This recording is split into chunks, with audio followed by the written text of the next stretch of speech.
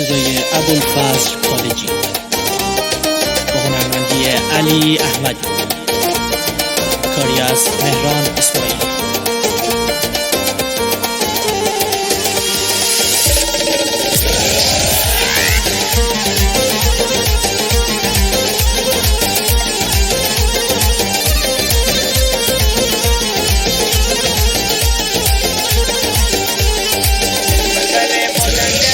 بلبل مازندرون هستم یار نادو، خنش به موکی جا من تی صدای غربو، انه بر محاکم تی دل ببوشه بیارو، برو دل بربرتی سبب من داغو، برو دل بربرتی سبب من داغو.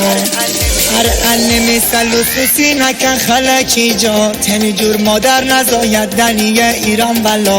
هر انه مثل لسوسی نکن خلکی جا، تنی جور مادر نزاید دنی ایران بلا.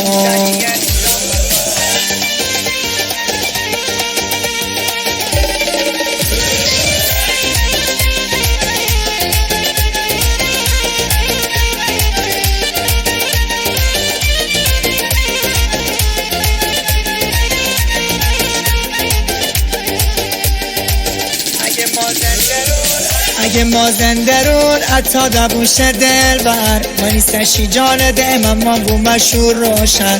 اگه شر به شر بورم نور و رویانه بر چی قدیمی یار گیر محسه می تاجستن، چی قدیمی یار گیر محسه می تاجستن.